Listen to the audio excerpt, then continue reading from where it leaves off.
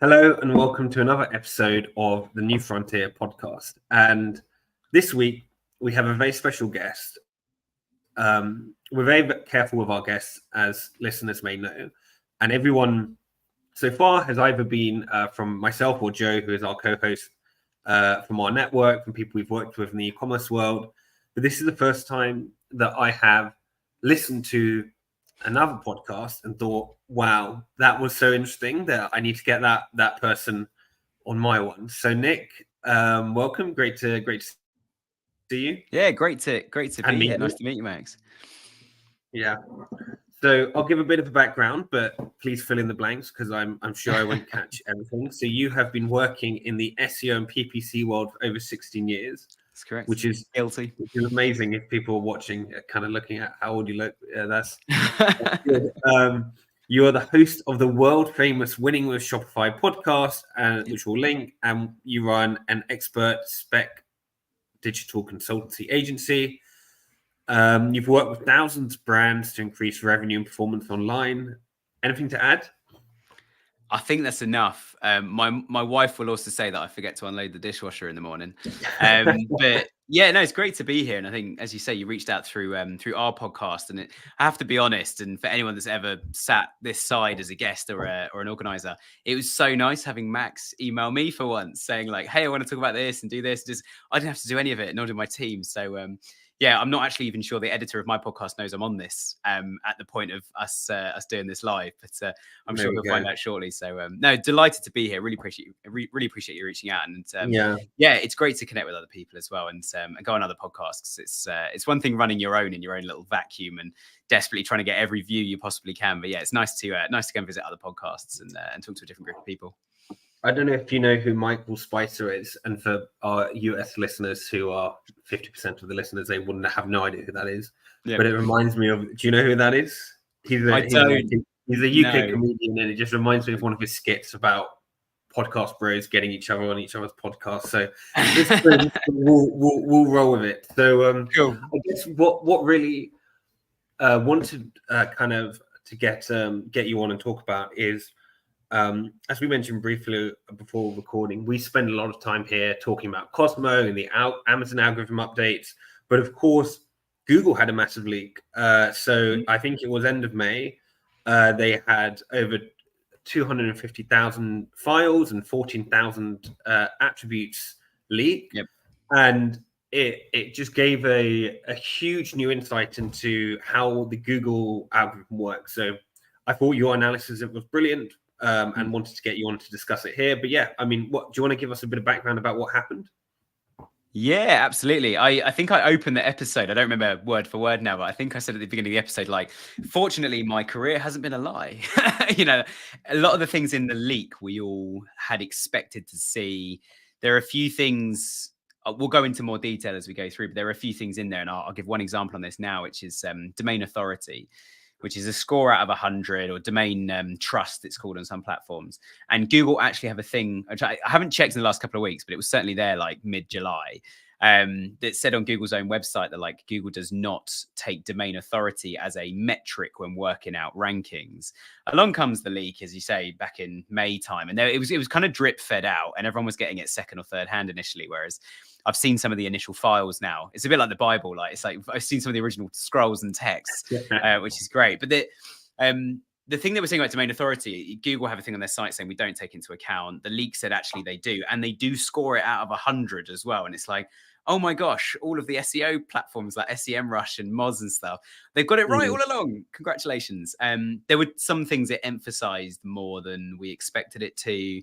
And if anything, I'd probably say that actually for a lot of our clients now, when they we get the phrase snake oil used a lot. Like, no one really knows about SEO. It's all a dark art, and you kind of update some random things on your site you didn't even know existed, and suddenly you're number one on Google. If only it was that easy. But the leak did give us actually a good credibility and a source to say, well, actually this was in the leak and it is quite important, and it's probably more important than we thought before. So that thing you've not done, client, hey, go do it now and get it done. So, but it was quite a fundamental leak.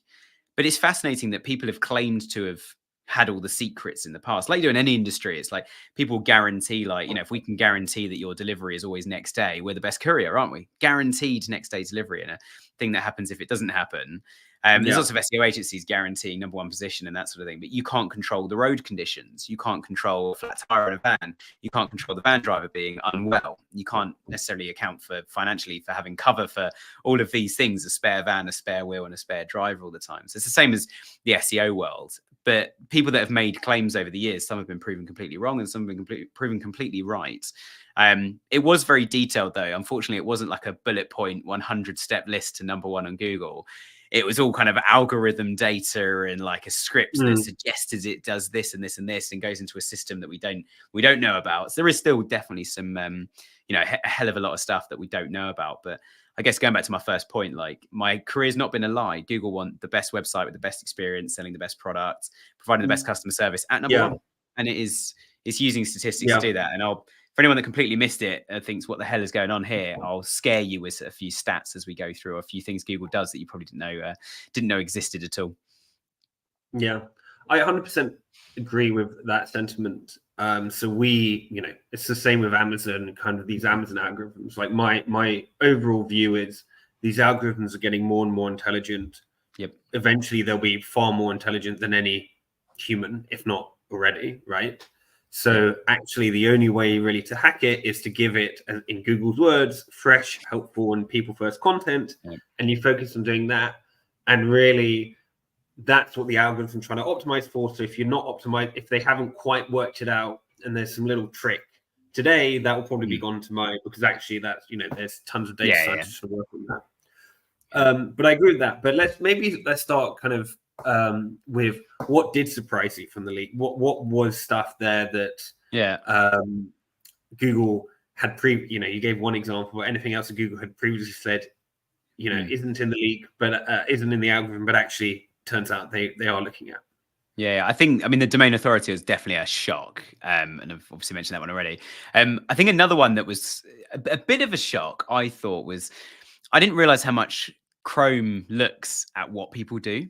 Yeah. Like every click, every scroll, everywhere anyone goes within a Google Chrome browser is monitored by Google. And that is probably one of the biggest ranking factors. We're talking like somewhere between sort of 40 to 80% of the SEO decision-making process for Google is and what people actually do, which was so reassuring, if I'm honest. But I didn't realize, I don't want to say I didn't realize that was part of the algorithm. I knew that the way people engage with the site and the usability and the customer journey was really important. But until then, I thought it was more a sort of, okay, Google's seen them disappear into your website from Google itself, clicking on an SEO listing. They've come back in 5-10 seconds. We'll consider that a bounce. That's bad. Everybody else's websites, they spend a minute or two on, so we're going to put them above you. That's one of many factors.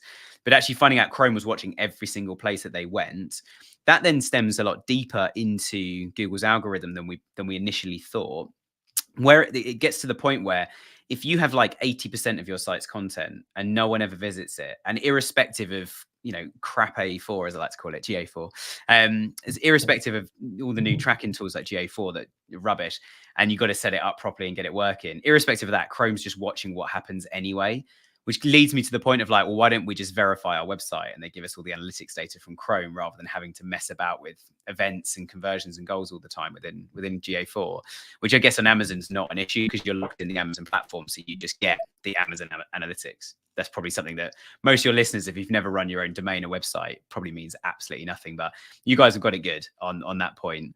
But I think it gets to the point where if like 80% of your site content no one reads, Google just takes that as your website's rubbish. It's got all this information that nobody looks at. So I'm not going to consider any of that stuff ranking factors. That then stemmed even deeper then to, which again are all, in my opinion, basic marketing things that you should think about, which is like, how does your main nav work? Where do people actually go from, say you search, I don't know, you're looking for a new push chair for your, for your child. You go on Google, you search push chairs, you land on a site. I was always under the impression that like the more content we've got about push chairs, the better. But actually, Google would say that if everybody leaves that page and never comes back to it, it's not in your normal kind of top level nav, we're going to consider it less important because less people are going on that page, which does make sense when you stop and think about it. But I honestly didn't realize Google was sophisticated enough that it was watching what happened within Chrome. And just on a kind of like, wow, fascination isn't space massive point. Imagine how many servers they've got to record all of that data as to where people are going all the time. Or maybe it just looks at 24 hours and documents a summary score or something. We don't know. Or maybe some of the guys that understand the algorithm code better than I do know the answer to that. But just the point that actually every page in your website is important. You shouldn't have dead content. You should get people to visit pages. But also Google's going to know if someone's checked out and bought something. But how scary is it? Every time you've ever typed your credit card in, Google's watching. Well, there's a lot to unpack there. And in your just a thought in your question, kind of open-ended question, when you said like how much how much data must they be using in the servers? This, I imagine, just kind of thinking out loud, I imagine why they started with the transformers and the kind of attention focused machine learning, right? Because if they are tracking everything from Chrome, which, by the way, I agree was a bit of a surprise, because I think, don't quote me on this, I think they had said previously that they weren't using Chrome data, and that was, I think they'd actually said that in a like legally, is that right, Nick? Yeah, they've just got in lots of trouble, like hot off the press. Google has a decision to make shortly, which is either lower the amount of users that use Google, or they will have to open up all of their data for anyone to use their data and run their own search engine. Those are the options that have been handed by the World, in the World US Court. or in Europe or both? World Court. It's completely global.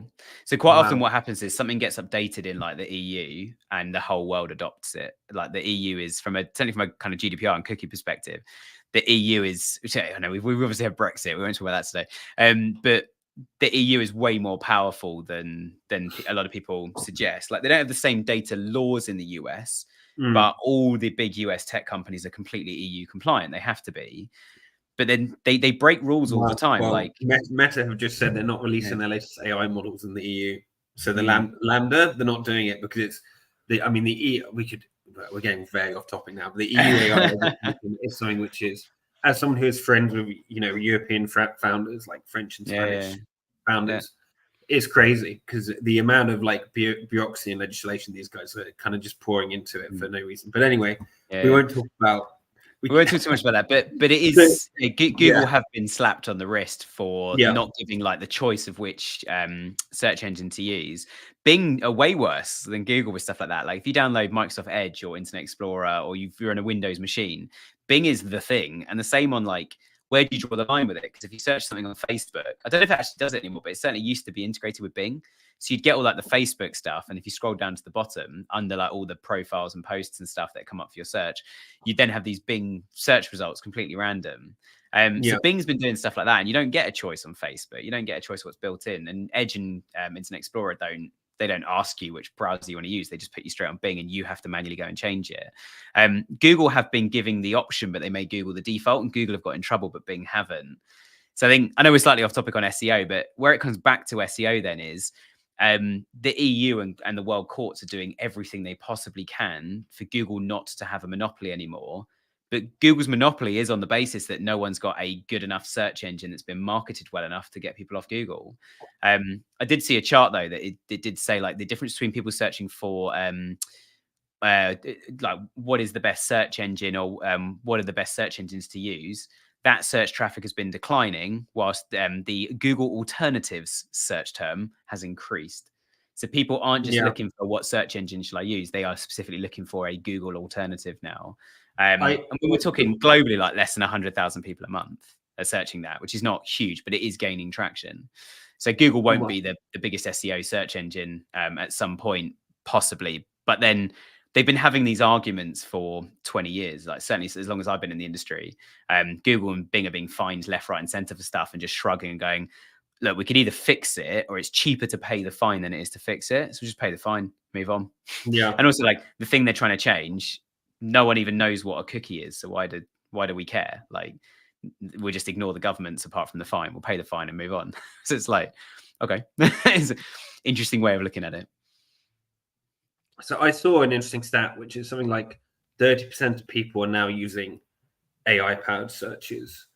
I think it was on a daily basis. I'm not sure, but basically, this is Perplexity, this is ChatGPT, soon to be Search GPT. This is Bing AI. So I think the time is coming very soon where Google will lose its monopoly, because I think these AI powered alternatives are just far better. But anyway, so I guess though. I'd say just on a really funny point, and if anyone's sitting there thinking, "Oh, do I have to do a complete new SEO strategy just for AI?"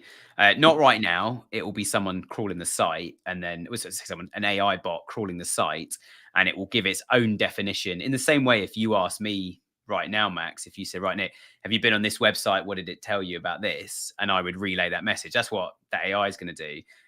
So far, there was the people have been sharing stuff, and I was never a big fan of Reddit until one of my colleagues, Kieran, who's a massive advocate of Reddit, spends his life on Reddit and brings back really cool and sometimes very funny things. One of them was that it said a good way to heat a bath is to take a toaster, a plugged-in toaster, and put it in the bath with you. Yeah, guaranteed electrocution. But the AI was saying doctors recommend. I agree. I agree with you there that Google's AI has been terrible. Yeah. I think it's one of the things we're common to talk about, but the Google AI summaries have just wildly missed the mark, as they have on Gemini, as they have basically since 2022 on every single AI thing, actually, apart from their biology research, which no one really talks about, but is the reason why Google stock is doing so well. But it's also, I'm just searching now how to boil an egg, and it does. So if you ask it how to, or what do I do, or where do I go keywords, it does bring up, it's starting to bring up AI searches. I've enabled it on my browser. So it says how to boil an egg, place an egg in a single layer in a pot.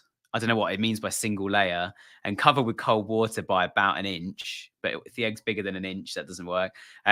You can also add a pinch of salt to prevent leaking. So it's just grabbing stuff, and it doesn't, because it can't boil an egg itself. The AI, maybe it will one day. It's not as good as a human explaining. Anyone can boil an egg, but this is how I do it to get the best flavor, stop it cracking, etc. It was where the salt comment in that might have come from. But you're absolutely right. Google's AI has been absolutely rubbish. I think ChatGPT has been amazing.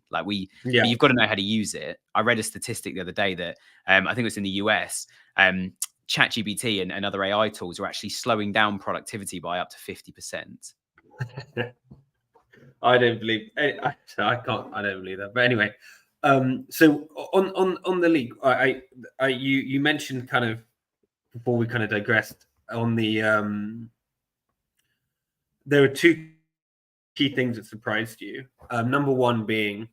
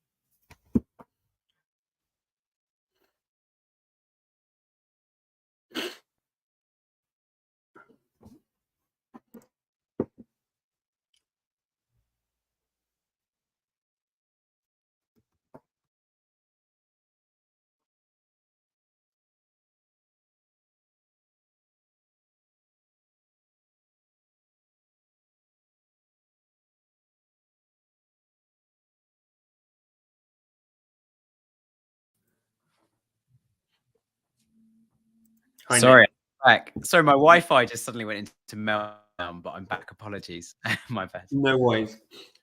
So you you had kind of said in your answer on the what surprised you on the Google SEO leak. Number one, that Chrome was indeed involved in the algorithm, which is surprising because they had said it hadn't, and I think they had legal. Don't quote me on this, but I think I heard somewhere they had testified in Congress somewhere. We're not using this data, blah blah blah. We're not a monopoly, but they were. And the second one was this dead pages one, which I think you kind of mentioned or touched upon, that actually Google takes your whole website as a kind of the authority of the whole website. So therefore, if you've got lots of pages where no one's visiting, it's actually harming you. So additional content isn't helping; it's harming you. Yeah, absolutely. And I think that the biggest worry for that is one of the very standard SEO tactics for many years has been if I want to be number one for wooden tables, let's have as many pages as we can talking about all the different aspects and types and everything, any kind of different variation of the keyword wooden tables we can, and point all of that back at the first page. And in Google's eyes, you can see it from their point of view, which I think is really logical, actually. You poor thing, Max, with your cold. But quite logically, like, Google's like, this isn't useful content. So if you want to be number one for wooden tables, sell the best wooden tables and only answer the questions that customers ask about wooden tables. You know, how to measure a wooden table, what's the right height of table for the used purpose of that, and check Google search data to go, is someone actually even looking for that in the first place? Fortunately, I'm delighted to say that probably we don't get this right every time, but a lot of the time we do that with clients. We're always trying to look at customer feedback data or reviews on products to go, everybody's saying how fantastic this client's customer service is, for example. All right, well, that's something we need to bring to light in the design and the SEO of the site, is talk about how fantastic our customer service is. That's a good plus point, even though the phrase customer service is nothing to do with wooden table.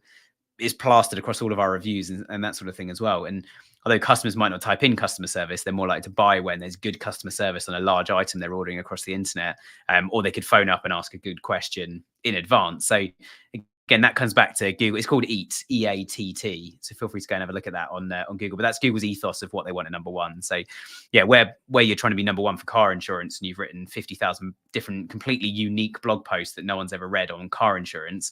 Sorry, that's been 50,000 times whatever you paid per blog post wasted. It's probably very no effect. Fair enough. So I agree. Those are the kind of things that surprised me as well. Those two key takeaways. Maybe we can talk about then all the things that didn't surprise you, and just like how the kind of Google Leak has kind of reinforced the best practices you mentioned that you've been doing for years, and you've kind of obviously been testing and seeing these results, which is why you believe them. So maybe we can go kind of section by section of how I think about SEO, and then if I miss anything that you would focus on as well, we can add it on at the end. So the first one, kind of topical authority. Do you want to talk a bit about this and what you learned from the leaks as well? Yeah, I think this is probably one I learned the least about from the leak. It was more reassuring than anything new, which was good. Yeah. So when you say topical authority, you're talking about like to be number one for wooden tables. Are you the best site for Google to send people to? Yeah. I mean, this is the thing we've always been wrestling with as an SEO agency is trying to get that authority as high as possible. I kind of split into three levels. Number one is if you don't mention the keyword, my only guarantee in SEO is you won't rank for it. And we've had clients before say like, we're like the UK's number one preferred place for gas and electricity supply, for example.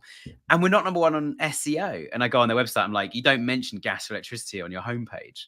It's all you do, like British Gas, not mentioning it. I wasn't, obviously, I'm using hypothetical examples, but imagine British Gas, used to be government owned here in the UK. All they do is provide gas, electricity, and a load of sub-services, and they don't talk about it in the homepage. So level one is make sure you mention the keyword. Level two is do as much as you can on your site for that topical authority. Talk about all the different elements of it, but make sure they are useful to customers, going back to what we were just saying about Chrome data. So actually, if no one ever types into Google, like, how to do a meter reading on a gas meter, don't talk about it. There's no point. Or send it in a leaflet. Like, it's not web content and it's not useful to somebody when they're making their decision whether to come with you or somebody else, which is the thing we're trying to optimize for here. So find out from customers what they really want to talk about. So level two is go to town on your website and make the best possible experience you can. Everything from design to page speed, which might also be on your list, right the way through to right the way through to execution of people are clicking in the right places. We're getting a good conversion rate, or actually no one's buying on first visit. So we're getting a good conversion rate for them to sign up to email or something else. So they do buy on a later visit. Level three, then that topical authority is taking it outside of your four walls. And that's building links. It's getting the press talking about you. It's getting customers leaving reviews. Some review platforms for products by way of example, like, we've got partnerships with Judge Me and Trustpilot, and I would say that Judge Me is not as good because it is a lot cheaper. That's a good thing. But Judge Me don't list your reviews on the Judge Me website. Trustpilot do. So then you have these verified reviews that Trustpilot themselves are publicizing on their website, and it all links back to you as, good or bad, if people leave bad reviews. So the three levels: mention the keyword, go to town on your website, keep it topical, what customers actually care about and want to read and do engage with. And the third thing then is take it outside the four walls and get that authority on other websites. Get the BBC talking about you, and Sky News and the New York Times and everybody else talking about how fantastic your products are, bloggers, social media, etc., etc. I think that third one leads quite nicely onto kind of plank 2, which is obviously backlinks. Yep. And I think here there was some new information maybe from the leak. So maybe we can talk about that. And yeah, I mean, the leak was really long, so I'll be honest and say this is probably the area I looked at the headlines and not the detail. But certainly, as I said earlier, the headlines were that Google does look at domain authority as a figure. A lot of the things I did read in the leak re-emphasized the things we've been preaching for years anyway, which is there's no point just having 50,000 links. I'd rather have 5 that have come from sites that Google already say are good sites. And whether you believe in domain authority or not, you want sites that whenever they post a news article, they end up in Google News, or a blogger that when they write a good, decent blog post, 1 in 3 sits on Google for 5 years. Clearly, all statistics and SEO aside, Google likes that post. So you want one of them. Then if it's 1 in 3 that ranks well, get the blogger to do 3 over the next 3 months. And you just, maybe 4 to be on the safe side. You might get 1 or 2 that rank really well on the first page of Google for the next 5 or 10 years. So I think with the linking side of things, I wasn't shocked at all. And I think Google's been very public actually over the years with, back when I started in probably 2006, 2007. Probably 2007 was my first year in SEO.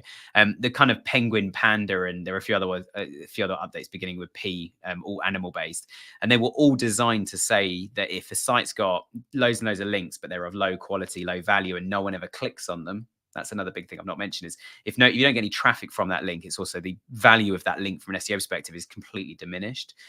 But we knew all of this. It was quite reassuring, I think, actually, just to see it in writing and go, Google just basically, it's the same as the content. Google doesn't want you building links for the sake of building links. And that is written on their website and was, 5-10 years before the leak happened. They want links of value. So if all your customers are truck drivers and the truck driver themselves are the customer, then actually Trucking Magazine Weekly is a fantastic place for you to advertise. Maybe also The Sun is maybe actually linking up with some of the service stations that have truck parks. That's a good place where the truck's going to be sitting all night. That's a good place to get a link from because the truck drivers are going to be looking what service stations, or truck stations can I stop at that have truck parking and how much is it? Oh, and these guys with their, phone charging service or whatever whatever your product is, or neck cushions for truck drivers, whatever. I can buy one of those in that same place. That's a good link back to your website because you're finding where the customers are, and customers will click on that when they're looking at the service station going, oh, I can buy a couple of products in advance and pick them up in the service station. That'll make my life so much better. Like having this new cool phone holder for the truck, or a neck cushion to put around my neck while I'm sleeping, or actually something that levels the mattress if I'm parked on a slight, incline or something. So then I'm sleeping flat in the truck. Is all those little things that you've got to think about and go, and it's all marketing at the end of the day, but just you don't just want links for the sake of it. And that was very reassuring because that's never been our approach. Yeah. So to summarize, the traffic, I think it said this in the documents, the traffics are more important than the authority. So it doesn't matter if you've managed to get, I don't know, some old school kind of newspaper high domain name to link to your site.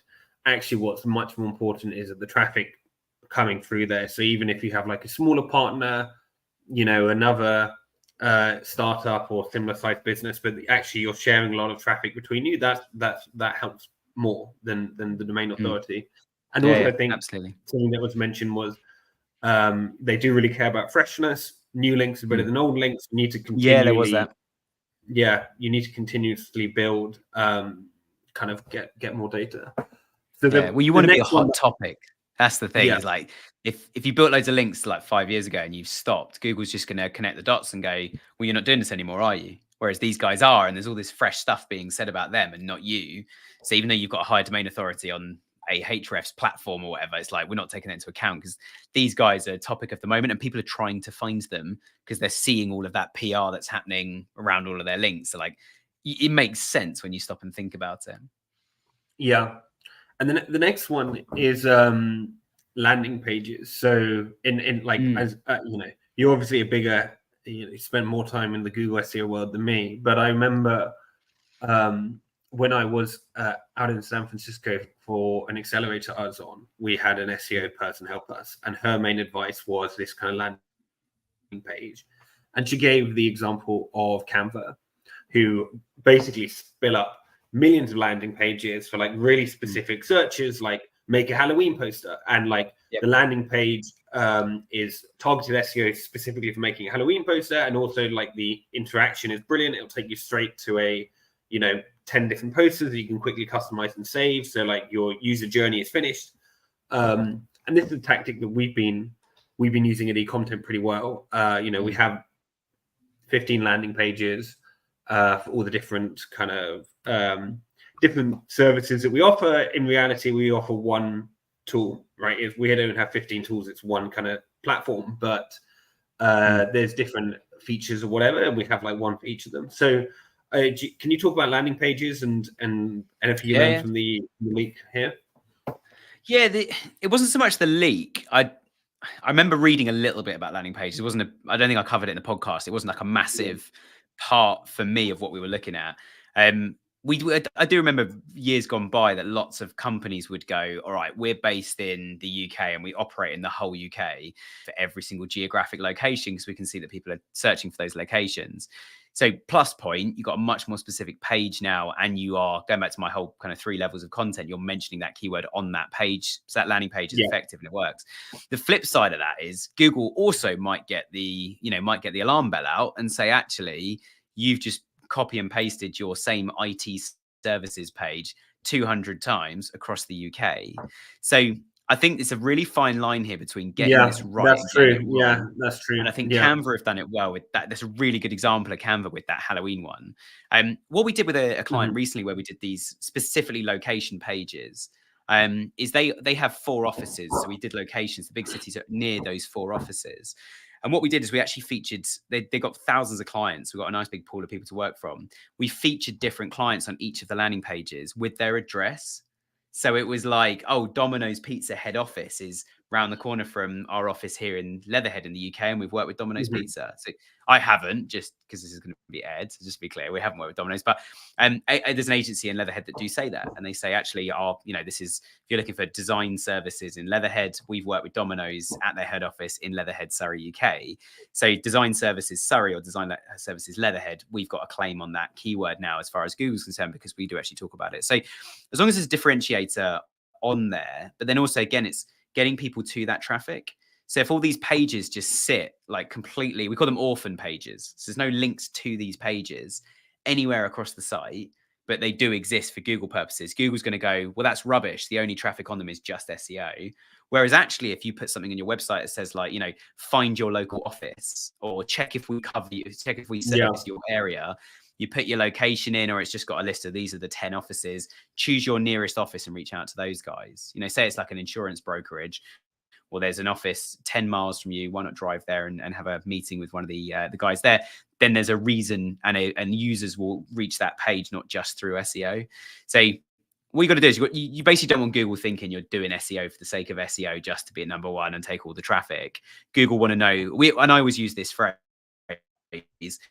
customer first, Google second. So let's make a good experience for the customer and make it work for the customer. So if geography or all those different, the use cases of Canva, they're obviously really important to customers. So make a really, really good experience. And then my main job as an SEO guy is to translate and communicate that to Google in a way that Google then wants to, and from a technical point of view, can rank a page. So I think when people talk about lots of SEO landing pages, I do get a little bit nervous unless there's all of our customers are students that have never had to take an electricity meter reading before. So one of our keywords is going to be how to take a meter reading, and you answer to that with a spiel underneath as to, and if you're confused by all this, talk to us, because we'll make your energy bills super simple while you're at university. So like we're hitting the nail on the head. We know exactly who we're targeting. We're solving their problem and offering them a long-term solution. So the takeaway is landing pages. That's a good page, and that's one of 50 questions that they should be asking when they first move into a property. Yeah, that makes sense. So yeah, they got to have a proper purpose. They can't just be SEO. So I guess the next one, which was featured in the leak I saw, which maybe we can talk more about, is kind of like formatting of kind of size of font and all of this stuff on of the actual content itself. Not technical SEO, which we'll get onto, but actual like the page formatting.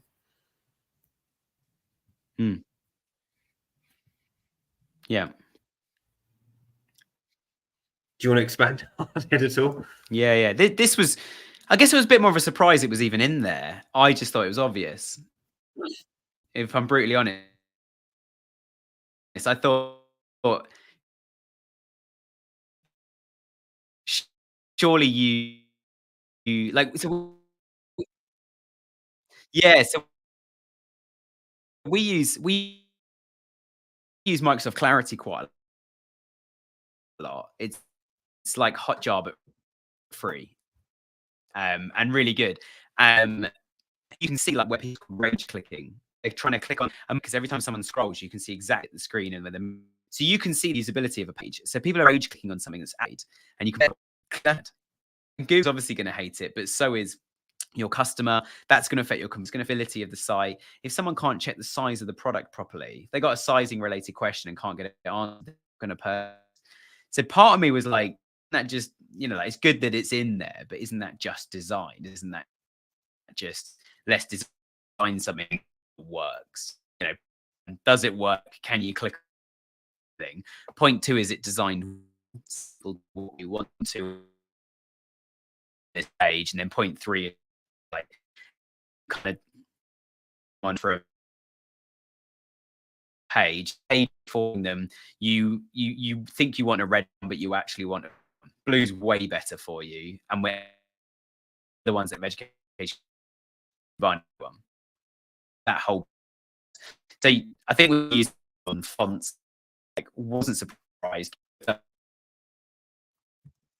Is like run a Google Lighthouse or Google, the back end's called Lighthouse, to do page speed scores, accessibility.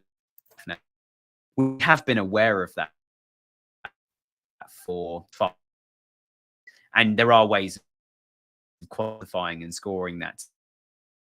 See if we Google having it, as well as like it was in ranking facts, because I thought it was just it's the same. I think there might be some Wi-Fi issues, Nick, on your end. I don't know if how your connection is.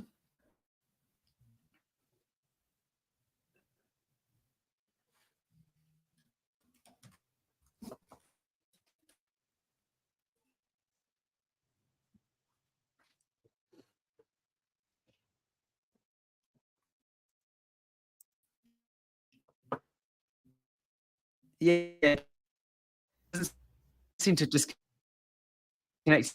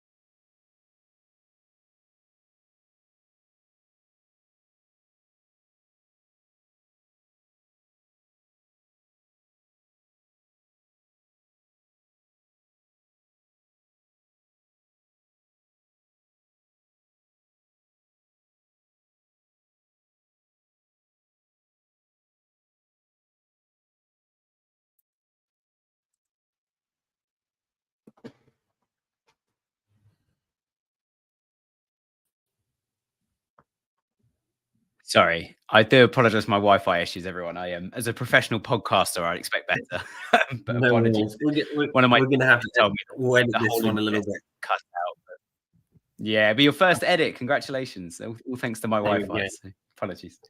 So just to kind of we'll power through and get to the end of this. So just to Yeah.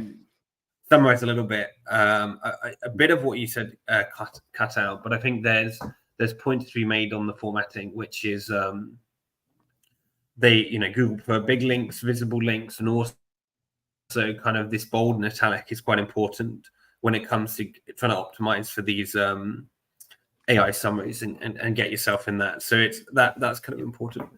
We'll move on to talking, I think, specifically about e-commerce, and then I'll ask you if I've missed anything in my kind of chunking it up. Obviously, we're an e-commerce podcast. You're more the expert on Shopify ends, but how would you kind of specifically in the e-commerce world for sellers, how should they be optimizing for SEO? Yeah, I think the first point to make about e-commerce, I think a lot of e-commerce brands should be quite reassured actually that what they're doing is probably right, and that it's that. I'll expand on that a little bit to say that a lot of e-commerce brands are nervous about things like page speed. Like, to give a good e-commerce experience, you have to clunk so much stuff onto your page, from reviews to social content to all the product images are absolutely massive. You've probably got about, whether you're on Shopify or another platform, and you may not even know this, you've probably got like 20 to 50 servers all chucking different things out just to produce a web page. And it's no different on Amazon. It's just locked within one system. So it's potentially a bit easier for Amazon to sort that out. But certainly a lot of people are very worried, sort of saying like, is there any point even doing SEO? We can't get good page speed, or we can't get the customer experience to be exactly where we want it. I think actually what Google's really looking for, and what the leak was very reassuring about, is actually it's that good experience. And I challenge my clients from an SEO and PPC point of view, probably more on who are you and why would I buy from you than anything else. And I think that's one of the biggest things, is if you do marketing well, the algorithm update leak, Google's reassuring everyone through all the different things we've spoken about today and much more, that actually if people like your brand and it's sticky and they buy again and they search for you and you become a bigger name, you will naturally rank #1 pretty well. And it's quite reassuring, I think, for brands to think about that, trying to sleep at night, because previously it was always, oh, we're never going to have the same budget as the Amazons of this world and the eBays. So how on earth are we ever going to compete? How are we going to overtake them on SEO? Well, plenty of our clients and other sites around the world rank much better than those two brands by competing in ways that they can't. So just because Amazon's got free delivery and super fast page speed doesn't mean you have to. You could go, actually, we're the only people in the world that sell our unique product, and it solves a problem that none of our competitor products solve. And so you find a good creative way of delivering that and bringing that to life on your webpage.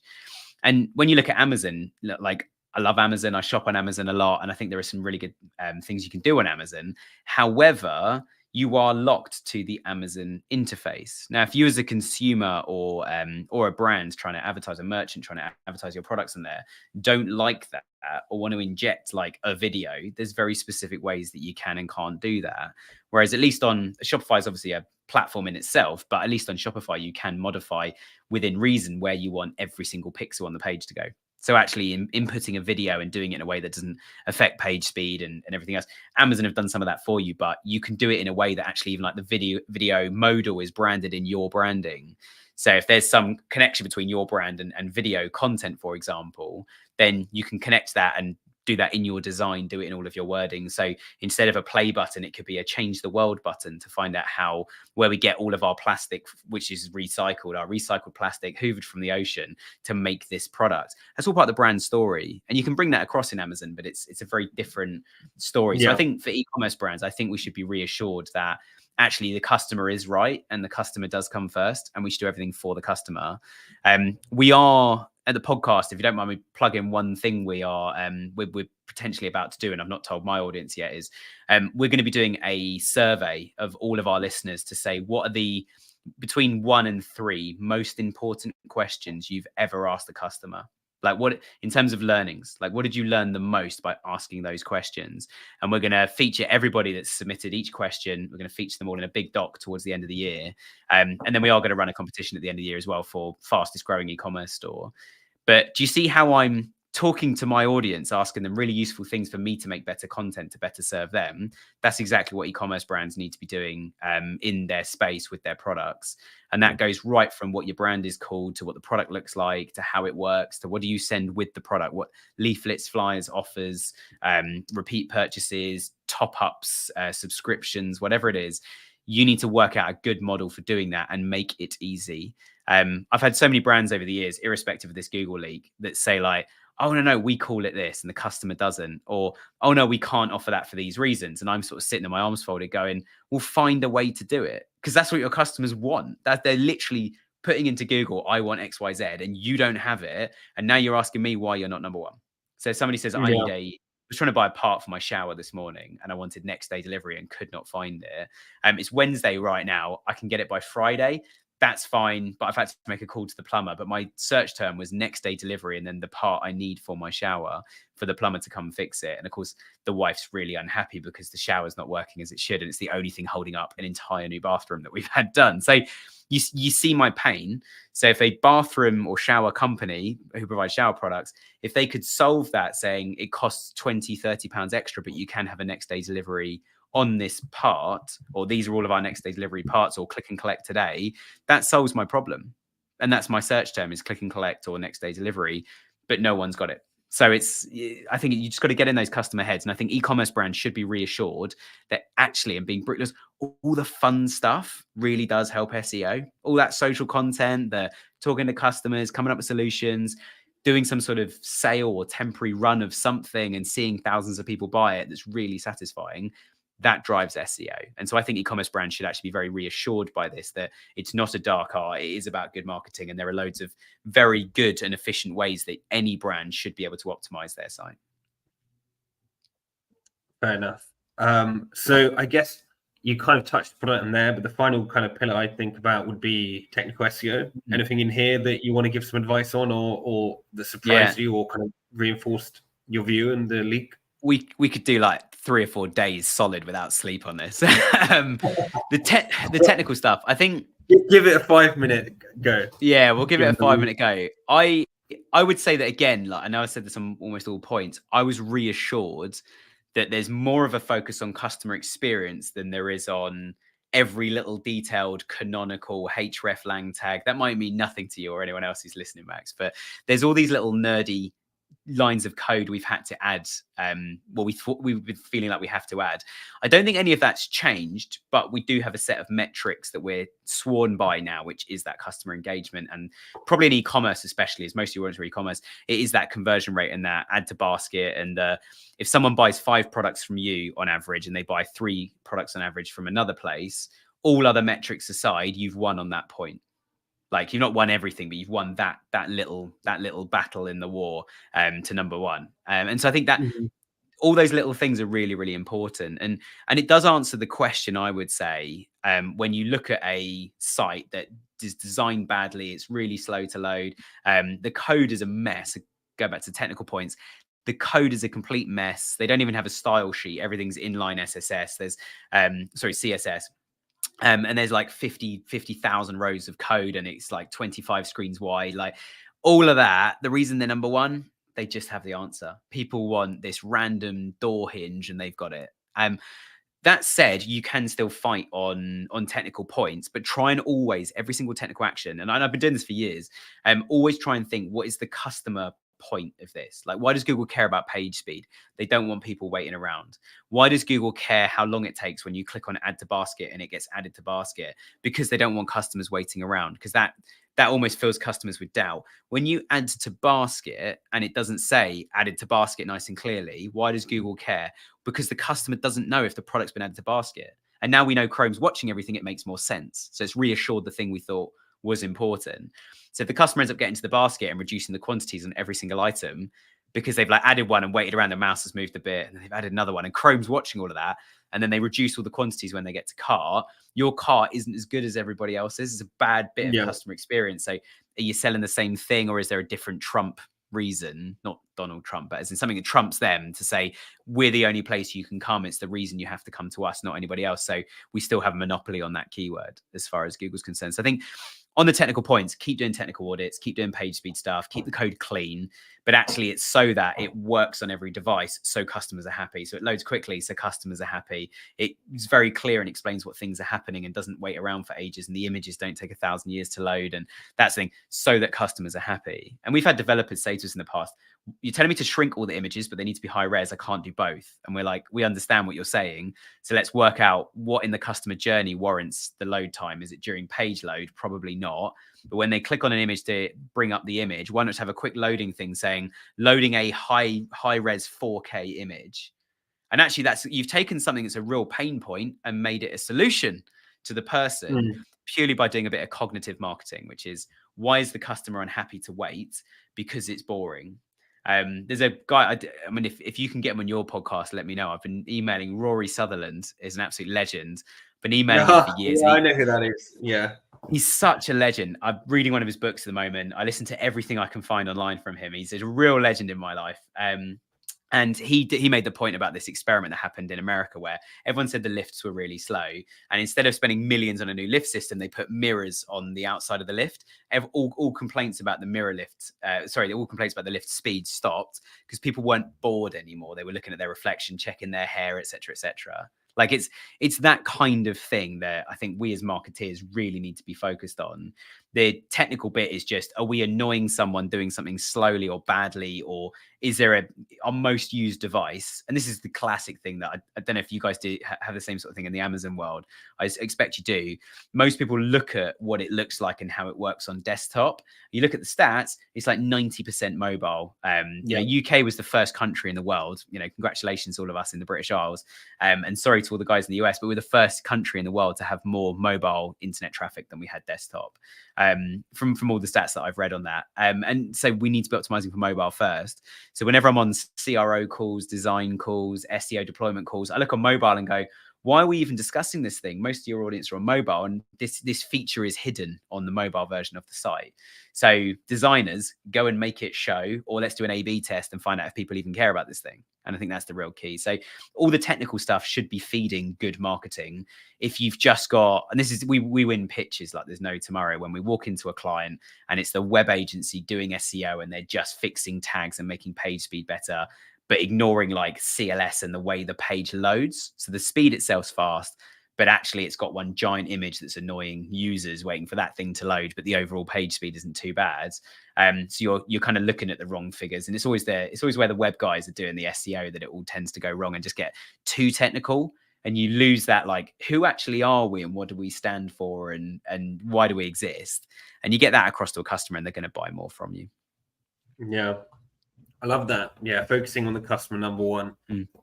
Well, Nick, it's been a real pleasure to have you on. As I said, it's great to have kind of our first guest podcaster. So cool. It's been great to be here. We'll link your podcast below. But if people want to reach out, how should they? Yeah, I mean, there's a few ways. WWSpodcast.com. It was winning with ShopifyPodcast.com, but we've moved it to Shopify. And Shopify have a policy that you can't have the word Shopify in your domain if you're on Shopify. Given who we are as well, like, not to brag, but we're kind of a big deal. So we asked really nicely several times and they've said no. So it's WWSpodcast.com. So yeah, links go to all of our podcast material and stuff in there. But if you want to check out the agency or need some SEO help, spec.digital, it's spec.digital. That's our website. Feel free to reach out. I'm happy to have a chat with anybody. And also, if you've got some weird, crazy issue going on, like, send it over. We'll have a look for free. We're always happy to help. That's where most of our client leads come from. Is helping people initially, showing our value, and we can go from there. But yeah, love being on the show. Thank you so much, Max, and appreciate you sticking with my terrible Wi-Fi. Apologies. I'll be phoning Vodafone as soon as we're off here. Thank you.